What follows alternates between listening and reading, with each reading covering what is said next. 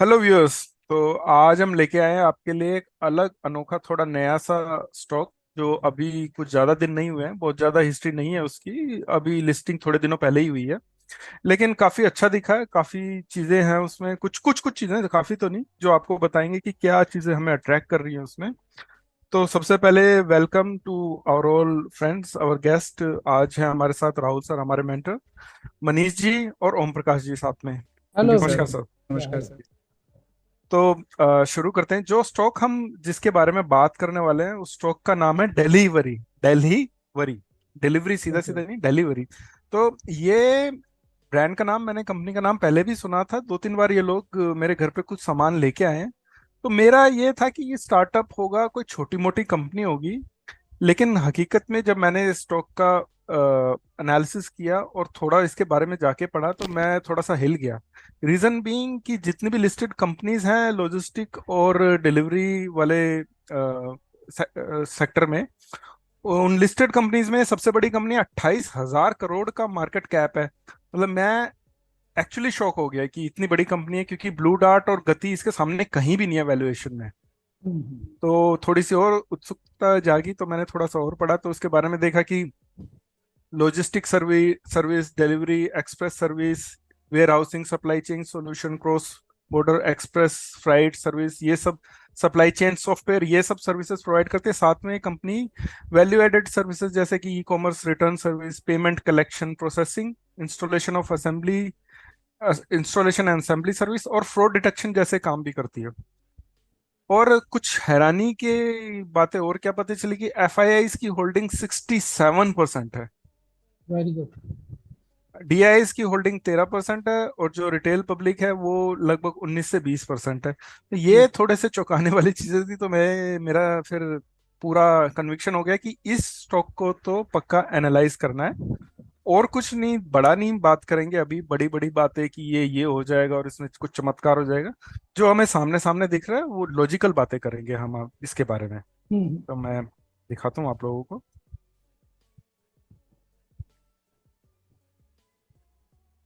जी, stock का नाम है डिलीवरी। स्टॉक लिस्ट हुआ था तकरीबन 2022 में। मई में, लगभग एक साल पहले, जी जी। 2022 में। हम्म। लिस्ट हुआ था, ओपन हुआ था 462 पे, हाई बनाया 706 का। और हम्म। फिर कुछ दिनों बाद अच्छी खासी गिरावट आई। गिरावट आपको दिखा देते हैं कि कितने परसेंट की थी। गिरावट लगभग 60% की थी, अच्छी खासी गिरावट थी, काफी टूटा है स्टॉक। और उसके बाद में ऐसा लगता है कि कुछ स्टेबल हुआ। तो अब उसी को हम्म। एनालाइज करते हैं। तो सबसे पहले मैंने एक ये सिंपल सा, बहुत ही सिंपल एक चैनल चैनल लगाया है। है जो टॉप्स और लॉस को कनेक्ट कर रहा है। यहाँ से एक हमें एक ये रेजिस्टेंस दिखता है 450 से 460 के जोन का। हम्म। अ, इसको आप रेजिस्टेंस मान लीजिए या आप इसको आगे के लिए टारगेट मान लीजिए, दोनों चीजें आप देख सकते हैं। पर एक चीज बात है कि ये टूटेगा तो मजा आने वाला है। ठीक है जी, आगे की बात करते हैं। बहुत ही सिंपल रखने वाले हैं, कुछ भी इसमें कोई फैंसी चीज नहीं होगी, कोई इंडिकेटर यूज नहीं होगा। सिंपल एक चैनल है छोटा सा, इसी में हायर हाइज और हायर लोज लगाते हुए पॉजिटिव स्ट्रक्चर के साथ चल रहा है स्टॉक। यहाँ पे इस जगह पे आके हमारा हमें प्रूव हो गया था कि स्ट्रक्चर पॉजिटिव हो चुका है डेली टाइम फ्रेम पे। और अच्छा अपना स्ट्रक्चर लेके चल रहा है, ऊपर की तरफ जा रहा है।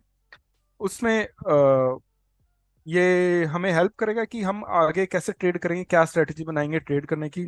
और एक चीज आपको दिखा देता हूँ इन दोनों चीजों को हटा के, जिससे कि थोड़ा सा कॉन्फिडेंस बूस्ट हो। हम्म। एक ये कर्व का सपोर्ट आ रहा है, एक करेक्ट। ये रेजिस्टेंस आ रहा है। मोस्ट प्रोबेबली ये अगर ब्रेक होता है अपर साइड में तो हमें अच्छा मूव देखने को मिलता है।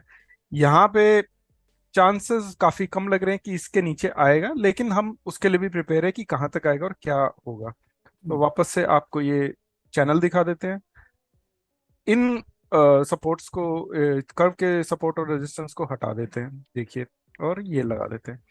तो अभी के लिए, अभी अब मान के चलिए हम यहीं पे बाई करते हैं। जो कर्व का सपोर्ट आ रहा था वो आसपास ही है, कुछ ज्यादा दूर नहीं है। या फिर हमारा बाइंग जोन ये रहेगा 360 के अराउंड। हम्म। 360 पे बाई करके चलिए। क्या मिलेगा हमें, क्या हम पा सकते हैं? पीछे पास में जाएंगे, 23% का मूव था। उससे पहले 22% का मूव था। इस बार 21% का मूव है। तो हम्म 20 से 22% का मूव हम एक्सपेक्ट कर रहे हैं। अगर हम यहाँ पे 360 पे बाई करते हैं तो हमें मूव मिलेगा जो, वो हमें 20% के आसपास मिलेगा, और हमारा स्टॉक का प्राइस लगभग 440 रुपए के आसपास हम टारगेट लेके चल सकते हैं। ये तो हो गई जो हम अभी के लिए देख रहे हैं। अगर ये ब्रेक करता है तो बाई बाई चांस इससे आगे निकल जाता है, आप ट्रेलिंग स्टॉप लॉस लगा सकते हैं। और ये एक रेजिस्टेंस है, यहाँ पे कुछ रिएक्शन आना चाहिए, यहाँ पे या तो ये रेंज बाउंड होगा या रुकेगा। अगर इसके ऊपर ब्रेकआउट आता है और सस्टेन करता है तो बहुत अच्छे रिजल्ट आ सकते हैं। उनकी हम अभी बिल्कुल बात नहीं करेंगे, उन टारगेट्स की। हम हम्म जो अभी दिख रहा है सिर्फ उन्हीं की बात करें, तो यहाँ पे बाय कीजिए 20% के लिए। और अगर आप जो हमने कर्व का एक सपोर्ट दिखाया था, यहाँ पे भी बाई कर सकते हैं। ये लेवल आ रहा है 385 रुपये, जो कि बहुत ज्यादा दूर नहीं है, यहाँ पे भी बाई कर सकते हैं। ज्यादा अच्छा बाई मेरे हिसाब से 360 वाला ही है। आप दोनों जगह में किसी भी जगह भी बाई कर सकते हैं। टारगेट हमारा फिक्स है, टारगेट हमारा अभी के लिए 440 के अराउंड। और अगर आप स्टॉप लॉस लेके चलते हैं, स्टॉप लॉस की वैसे लगता नहीं है कि कोई खास जरूरत है। स्टॉप लॉस बड़ा सीधा सा है, पिछले स्विंग का लो दैट इज 344। ये हम्म हमारा स्विंग का लो है। हम्म ये स्टॉप लॉस रहेगा, ज्यादा बड़ा स्टॉप लॉस नहीं है, छोटा सा स्टॉप लॉस है। स्टॉक भी छोटा सा है, ज्यादा हिस्ट्री नहीं है, इससे ज्यादा की हम बात नहीं करेंगे। मैं इतने ही टारगेट देने में अभी कंफर्टेबल हूँ। जैसे जैसे आगे चलेगा हम अपने टेलीग्राम चैनल पे इसके बारे में अपडेट आपको जरूर देते रहेंगे। और मैं चाहूंगा पैनल से कि व्यूअर्स की तरफ से आपको कोई क्वेश्चन पूछना हो, कि कोई कुछ क्वेश्चन अराइज हो सकता है, तो आप प्लीज पूछ लीजिए। ऑलराइट शरद जी, मेरे इसमें क्वेश्चंस भी हैं प्लस क्लैरिफिकेशन भी है। प्लस जी आपने जो सबसे पहले तो मैं आपको थैंक यू बोलूँगा सर, आपने बहुत ही बढ़िया एनालिसिस करी। और आपके एनालिसिस में सर बहुत सारे क्वेश्चंस के आंसर्स हैं जिसको मैं क्लैरिफाई करना चाहूँगा। जी सर। दो चीज़ें सर आपने सबसे पहले जो मेंशन करी कि थोड़ा सा टाइम मैं चाहूँगा, इसलिए प्लीज़ इसको ध्यान से सुनिएगा, सारे जितने भी व्यूअर्स उनके लिए काफ़ी यूजफुल है। सबसे पहले शरद जी ने बोला कि इसका जो मार्केट वैल्यूएशन है, कैपिटलाइजेशन है, मार्केट कैपिटल के हिसाब से देखें तो कंपनी सबसे बड़ी है in comparison to previous companies Gati और जो ब्लू डार्ट है उसके लिए। तो दो चीजें हो सकती है शरद जी, या तो ये कंपनी अभी भी महंगी है, 28,000 करोड़ की अगर वैल्यूएशन इसको मिली है, तो या तो ये बोल सकते हैं कंपनी अभी महंगी है, क्योंकि हम कंपनी की मार्केट कैपिटल से तो पता लगा नहीं सकते कंपनी बड़ी है कि छोटी है। या ये भी कह सकते हैं जी मार्केट ये मतलब जो है काफी एक्सपेंसिव कंपनी हो सकती है, ये भी हो सकता है।